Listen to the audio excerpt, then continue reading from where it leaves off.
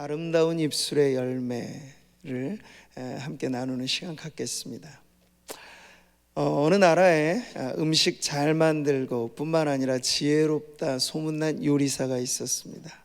그래서 그 임금이 국빈급의 손님이 와서 요리사에게 최고의 요리를 한번 만들어 와라 이렇게 주문을 넣었어요. 그랬더니 요리사가 아주 부지런히 손을 움직여서 요리를 내왔는데 보니까 온통 소혓바닥 요리가 나온 겁니다. 그래서 먹어보니 맛은 좋은데, 그래서 임금이 물어보았죠. 이것이 정말 최고로 가는 좋은 요리더냐? 그랬더니 요리사가 이런 답을 합니다. 임금님, 이 세상 가장 아름다운 노래는 이 혀끝에서 나오고 고상한 시도 혀로 읊습니다. 고운 말, 바른 말, 이 모든 것이 혀에서 나오니 혀는 최고로 좋은 요리의 재료가 아닐 수 없습니다. 그래서 이 요리를 임금님께 드린 것이죠. 이렇게 답을 하였습니다. 자, 임금이 이 얘기를 듣고 이 지혜로운 요리사를 한 번 더 테스트하고 싶어서, 그래, 그러면 세상 사람들이 가장 꺼려하고 최악의 요리는 뭘까 궁금하구나, 그 요리를 한번 내오도록 해라, 이렇게 주문을 넣었어요. 요리사는 전혀 고민하지 않고 그 주문에 따라서도 후딱 요리를 만들어 내왔습니다. 근데 임금이 딱 보니까 정과 동일해요. 소혓바닥 요리가 나온 것입니다. 아니, 이게 웬일이냐, 이게 최고급 요리로 바쳤던 것이 방금 전이었는데 이게 왜 최악의 요리가 되는 것이냐 물어보았죠. 그럼 이렇게 답합니다. 임금님, 남을 속이는 말은 혀로 합니다.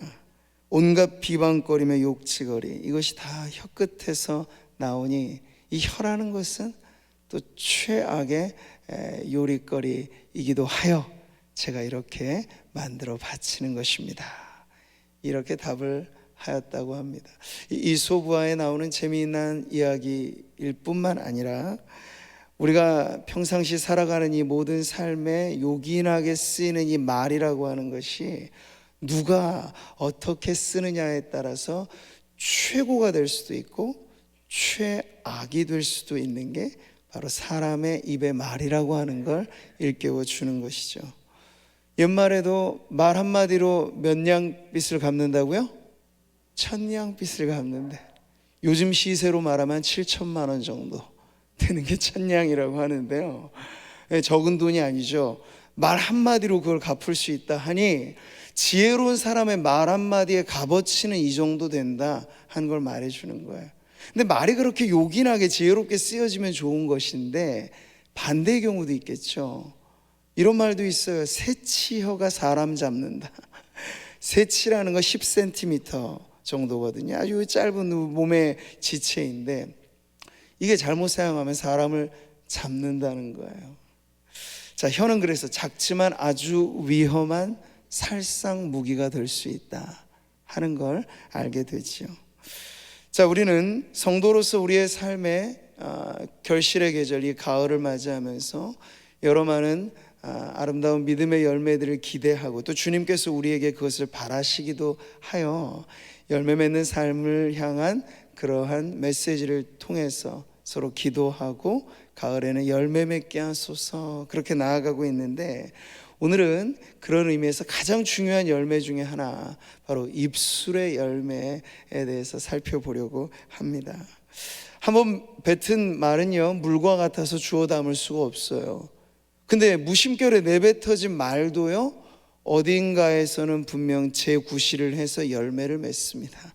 말하는 사람 안에 열매를 맺고 말을 듣는 사람에게 열매를 맺지요.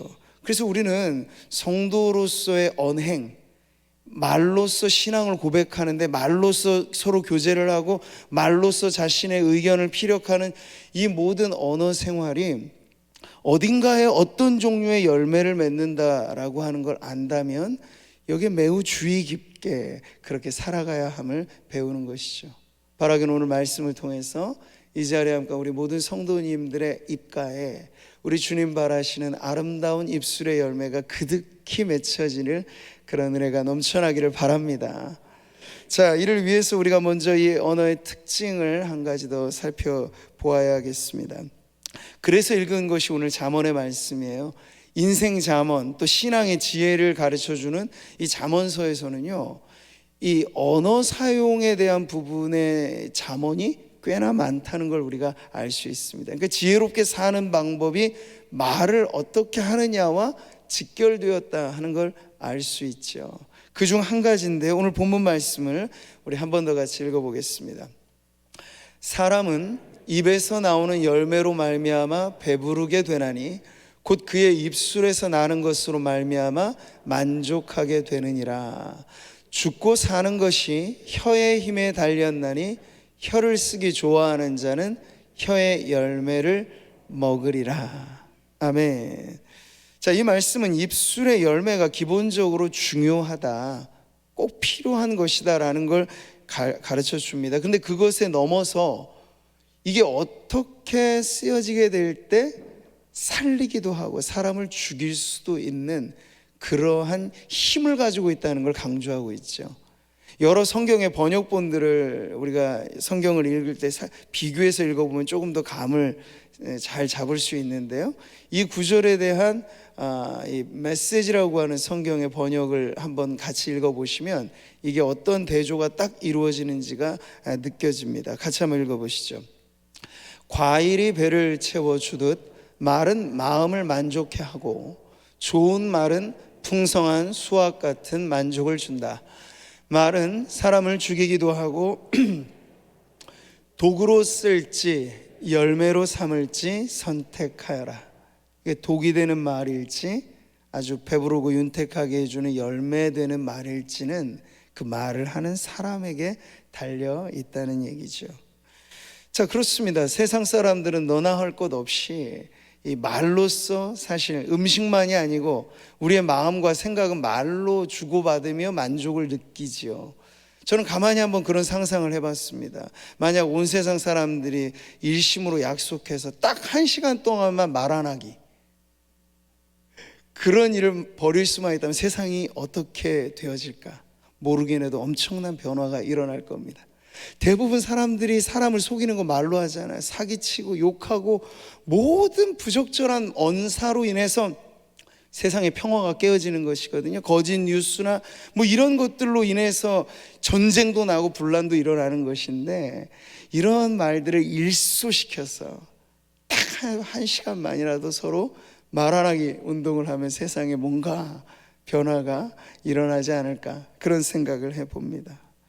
여러분, 이 새치혀라고 불리는 요 혀에는 근육이 있지 뼈는 없어요.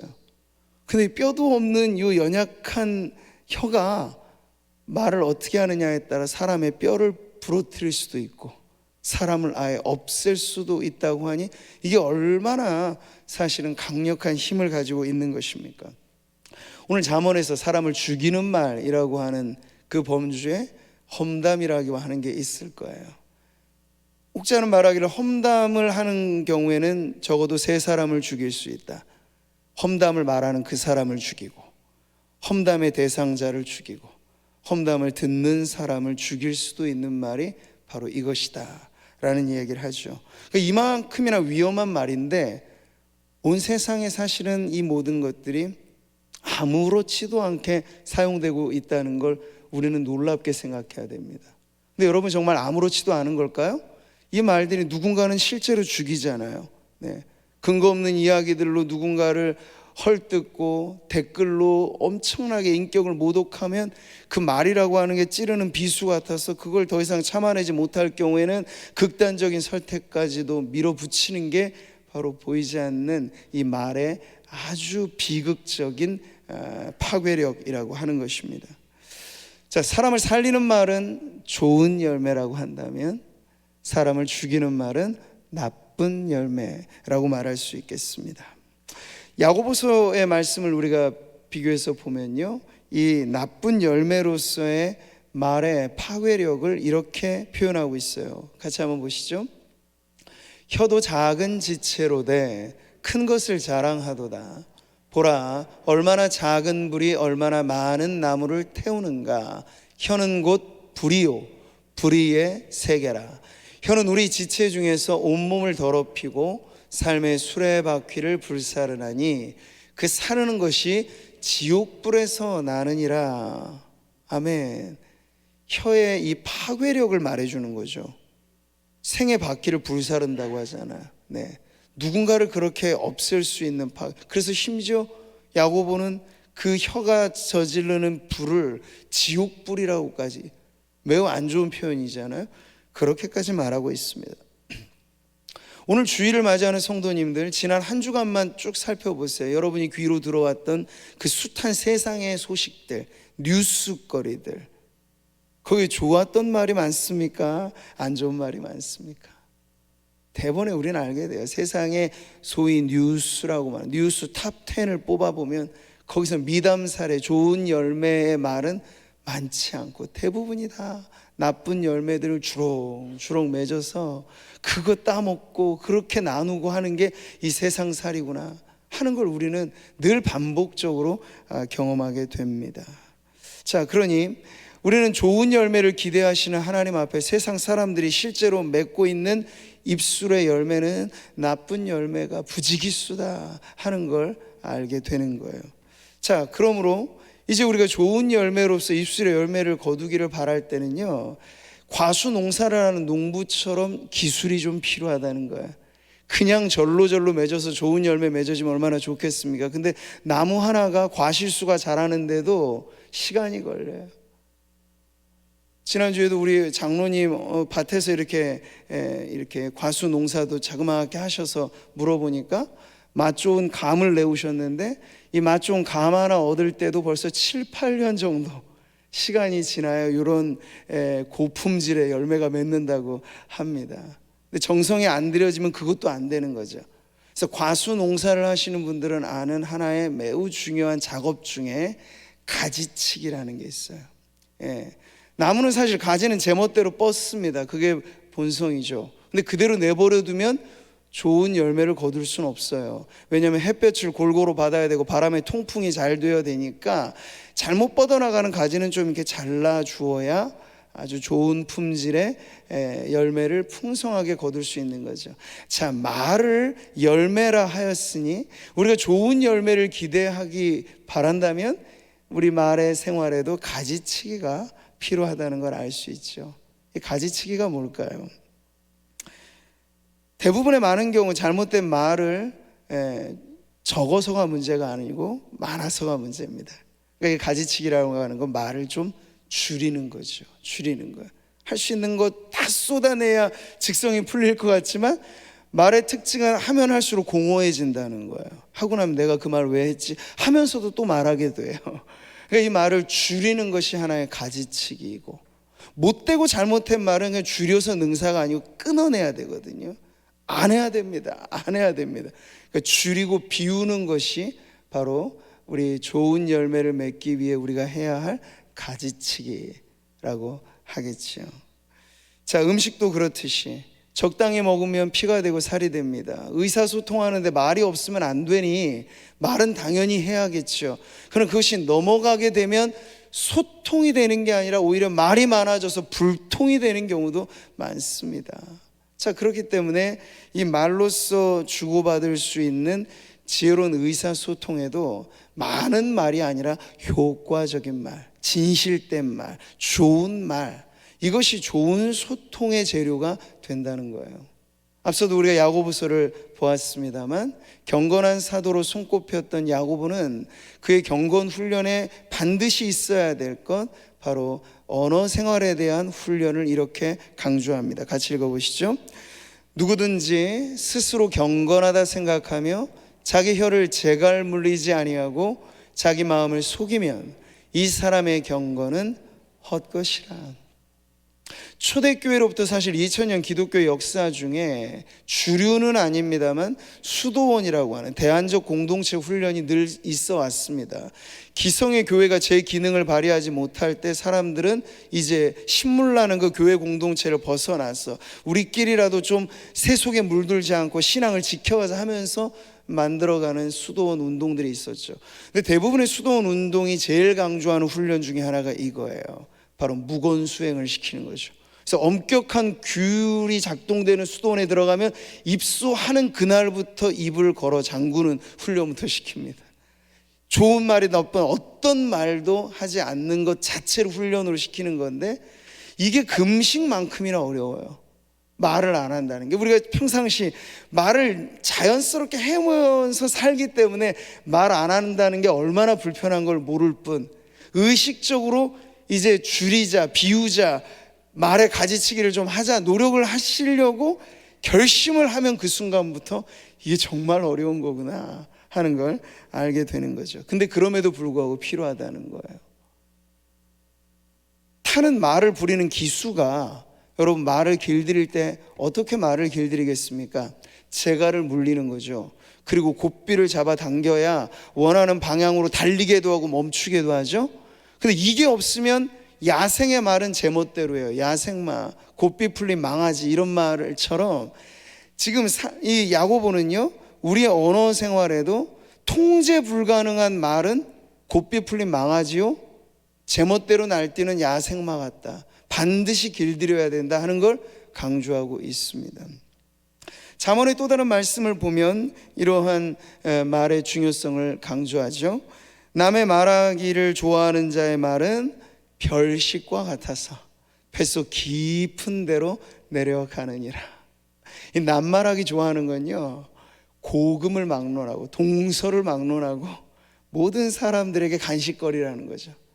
세 사람만 모여도 그 이야기의 주제거리가 무슨 하나님 나라가 언제 임할 것인가, 세계 선교를 위해 우리가 어떻게 앞장설 것인가, 이런 대의와 명분에 찬 이야기로만 하면 좋겠습니다만 대부분 그렇지 않죠.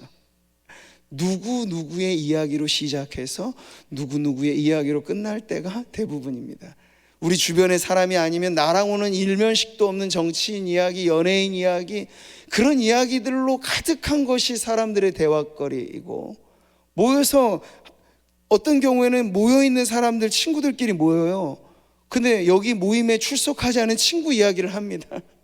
근데 그 이야기는 아름다운 이야기일 경우가 많지 않죠. 그랬더래 하면서 시작하는 이 많은 이야기는, 야, 내가 이 자리에 없었더라면 내 이야기를 했을 거 아니야 싶을 두려움을 가져다 주는 거죠. 그래서 잠깐 자리를 비워 화장실 가기도 두려워지는 거예요. 나 나간 사이에 내 이야기 하지 않을까.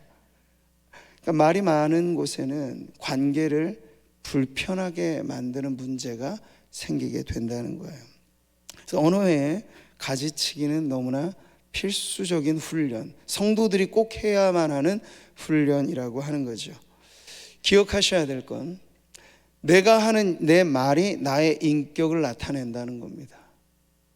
근데 자칫 사람들은 잘못 말하기를요, 야, 내가 너 위해서 하는 말이 하면서 실컷 뭔가 이야기를 합니다.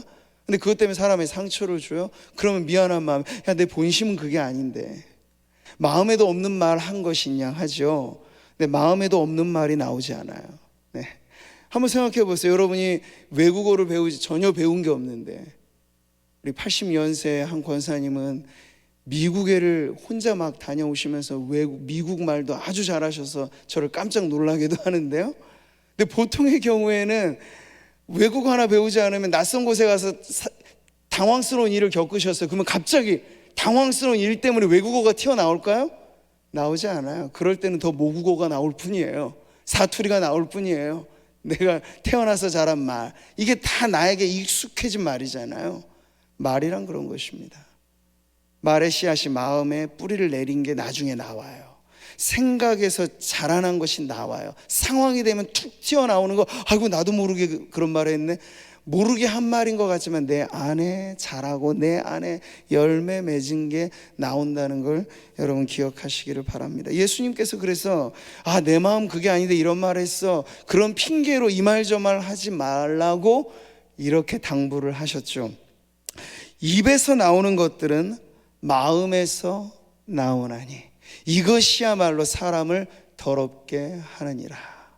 성도들이 언어로서 맺는 열매 중에 좋은 열매를 기대하기 위해 우리에게 먼저 해야 할 이 가지치기가 필수적이라고 하는 건, 사람의 본성 자체가 죄로 물들어 있어서 마음에 좋은 것만 담아놓고 있으면 참 좋은데 온갖 안 좋은 것도 이 마음에 있어서, 이게 결국에는 드러내는 걸 뭘로 한다고요?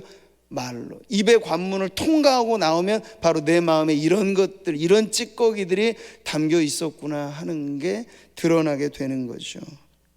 사랑하는 성도 여러분, 좋은 입술의 열매, 아름다운 입술의 열매를 거두기 위해서 이제 부지런히 과수 농사를 하는 농부처럼 접근을 하셔야 됩니다. 이거 제멋대로 뻗어가는 가지인 것 같으면 미연에 잘라 주셔야 돼요. 평생에 우리에게 붙어 있는 것이 내 말입니다. 내가 쓰는 말. 근데 내가 쓰는 이 말이 나에게도 은혜가 안 되고 상대방에게도 덕이 안 된다 판단됐을 때 이거 어떻게 해야 되겠어요? 싹둑 잘라내야죠. 나는 다 좋은데 말이 너무 많아서 탈이야 싶으면 재갈을 물려 고삐를 당겨서 그것을 제어하는 훈련을 해야 할 것입니다. 그렇게 할 때 이제 오늘 우리가 보게 되는 이 아름다운 입술의 열매가 그제서 나무와 같은 우리의 인격과 우리의 삶을 통해서 맺어지게 되겠지요. 자, 결론하여 저는 세 가지로 우리가 올 가을에 기대함직한 또 앞으로 우리의 평생의 인생에 맺어가야 할 아름다운 입술의 열매를 말씀드리고 싶어요. 첫 번째 같이 한번 보시죠. 첫째는 아름다운 입술의 열매는 찬송의 열매입니다. 아멘. 네. 그러니까 아름다운 입술의 열매가 결국 뭐냐면 우리가 자주 하는 말, 늘상 하는 그 말이 무엇이냐에 따라서 열매로 맺어지는데, 저는 첫 번째로 우리 성도님들의 입술의 열매가 찬송의 열매가 되시기를 바랍니다. 말씀을 같이 보실까요? 그러므로 우리는 예수로 말미암아 항상 찬송의 제사를 하나님께 드리자. 이는 그 이름을 증언하는 입술의 열매니라. 아멘. 입술의 열매가 뭐라고요? 찬송의 제사라고 가르쳐주고 있습니다. 그러니까 우리가 고민하면서 이 입방정이 문제야, 내가 말 때문에 나는 참 늘 어려워라고 하는 분들은 입을 창조하신 분한테 이 사용 설명을 좀 들으셔야 돼요. 이 입을 누가 만드셨습니까? 창조주 하나님이 만드셨잖아요. 네. 그 하나님 앞에 어떻게 하면 이 입으로 제대로 사용할 수 있겠습니까? 설명을 좀 들으세요. 그럼 하나님께서 이렇게 우리의 입술을 만드신 본 목적을 가르쳐 주실 거라고요. 같이 한번 읽어보실까요? 이 백성은 내가 나를 위하여 지었나니 나를 찬송하게 하려 함이니라. 아멘. 우리 입술을 지으신 목적이 있다 그러죠. 무엇하라고요? 찬송하라고. 남 이야기하라고. 그게 아니고 하나님 이야기하라고. 그게 찬송이고 그게 찬양인 줄 믿습니다.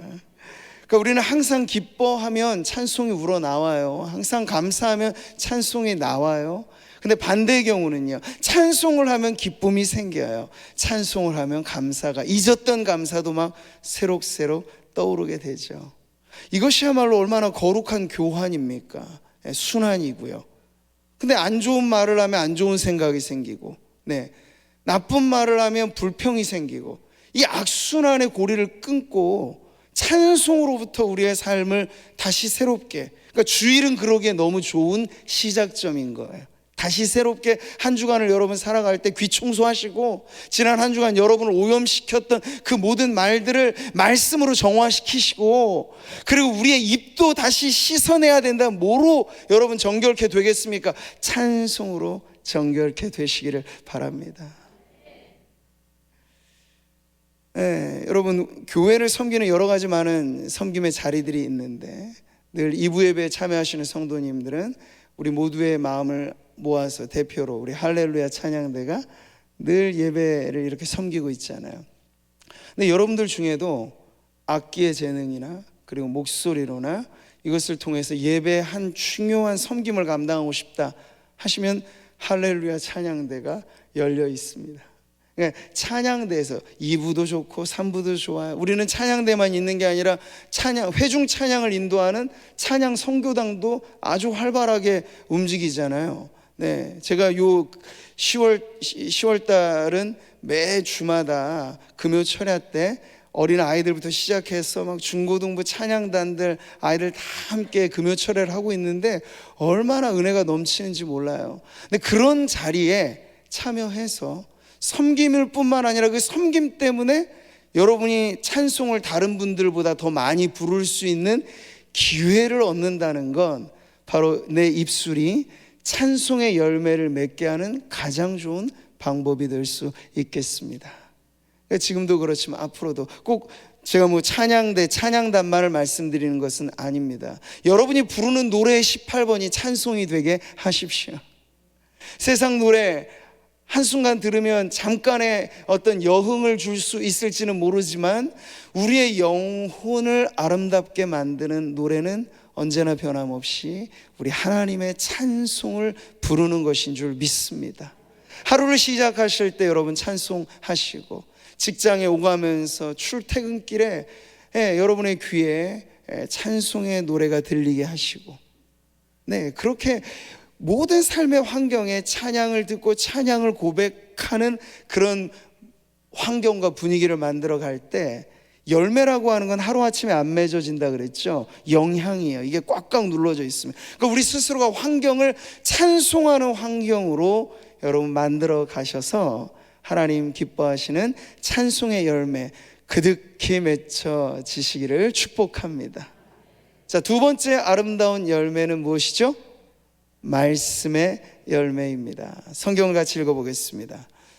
너는 말씀을 가지고 여호와께로 돌아와서 아뢰기를 모든 불의를 제거하시고 선한 바를 받으소서. 우리가 수송아지를 대신하여 입술의 열매를 주께 드리리이다. 아멘. 자, 여기서 말하는 입술의 열매는 뭘까요? 말씀을 가지고 왔어. 이것과 연결되어져 있는 거죠.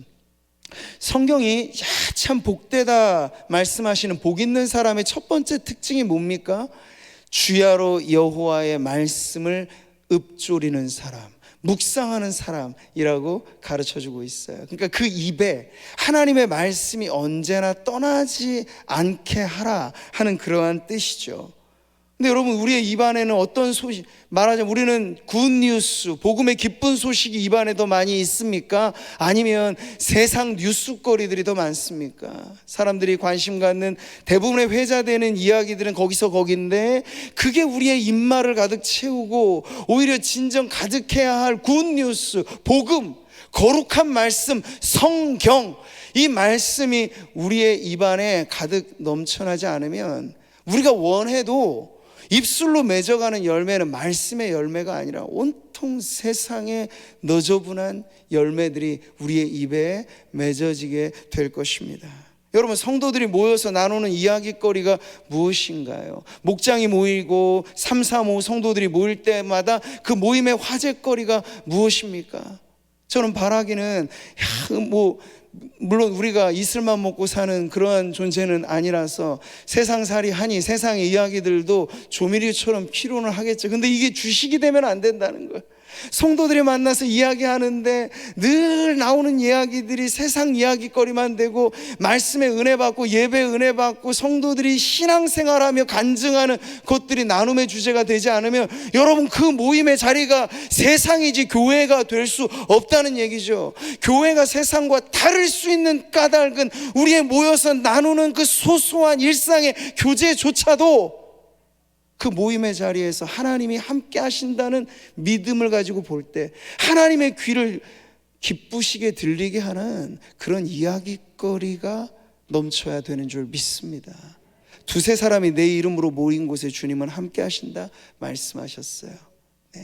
주님이 늘 여러분의 모임의 자리에 함께 하신다는 믿음을 갖고 이야기를 할 때, 이 말이 주님 들으시기에 좋은 말인가 아닌가는 분명히 판단이 될 것입니다.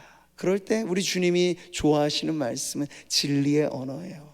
성경의 말씀인 줄 믿습니다. 우리 성도님들은 성경 필사에 노력을 많이 하시는 분들이 많아서 얼마나 참 좋은지 몰라요. 근데 성경을 이렇게 꾹꾹 눌러 쓴다는 건 더 많은 사실 힘과 노력이 필요한 부분이죠. 근데 저는 오늘 말씀을 우리가 실천해 갈 때 어떻게 하면 우리의 입에 진리의 말씀의 열매가 맺게 할 것인가 했을 때 권해드리고 싶은 건, 여러분이 성경을 읽을 때 말이죠, 읽는 방식을 그냥 눈으로만 묵독하지 마시고 소리를 내요. 음독한다, 낭독을 하는 게 매우 좋다고 저는 말씀을 드립니다. 내가 주의 법을 어찌 그리 사랑하는지요. 내가 그것을 종일 작은 소리로 읊조리나이다. 오래된 책 읽기의 방식은 바로 낭독입니다. 소리를 읽으면 눈으로만 읽는 게 아니고 귀로도 들을 수 있어요. 그러니까 보시면 예전에야 뭐 녹음기 하나도 장만하기가 불편하고 어려운데 요즘은 그렇습니까? 어디? 여러분 다들 어느 하나씩은 갖고 계신 스마트폰 기능을 보시면 거기에 음성 녹음 기능이 다들 있을 겁니다. 그걸 활용해서 여러분이 성경을 하루에 석 장, 주일 넉 장 이렇게만 읽어도 1년 되면 성경 전권을 다 통독할 수 있는데, 그걸 읽을 때 한번 내 목소리로 성경을 읽는 걸 녹음시켜 보세요. 그러면 여러분, 성경 전권을 우리가 필사하는 것만큼이나 목소리는 사람의 지문처럼 고유한 것입니다. 세상에 어디에도 찾을 수 없는 여러분의 생생한 목소리로 낭독된 성경 66권을 여러분이 주머니 안에 들고 다니시는 거예요. 시간이 날 때마다 내가 성경책을 펴놓고 읽지 못하는 환경이면 그걸 듣는 거죠. 누구 목소리로 녹음돼? 여러분 자신의 목소리로 녹음된 성경을 읽고 들으실 때 그것이 우리에게 정말 아름다운 입술의 열매로 주렁주렁 맺혀지게 될 줄 믿습니다. 그러니까 필사보단 이게 조금 더 접근하기는 좋은, 편한 도움이 될 수 있어요. 그래서 오늘부터 다시 한번 시작을 해 보십시오. 남은 한 몇 개월 동안의 한 해가 지나갈 때 여러분 성경 읽기가 좀 미진하다 여겨지신다면 남은 기간 동안에도 내가 말씀의 열매를 맺어야지, 근데 그냥 맺는 게 아니라 내 입술의 열매로 맺어야지 결단을 해보시고, 남은 기간 전권은 어렵겠습니다만 신약이라도 다시 한번 여러분이 해보세요. 그리고 찬송과 결부되어 해본다면 시편 150편을 여러분이 한 편 한 편 읽어보세요. 그래서 그 읽은 것을 통해서 이것이 찬송도 되고 말씀의 열매도 맺어지는 일석이조의 아름다운 열매가 우리 성도님들에게 가득하게 되기를 축복합니다. 자, 마지막 세 번째 아름다운 입술의 열매는 무엇인가요? 평강의 열매입니다. 성경의 말씀을 보시죠. 입술의 열매를 창조하는 자 여호와가 말하노라.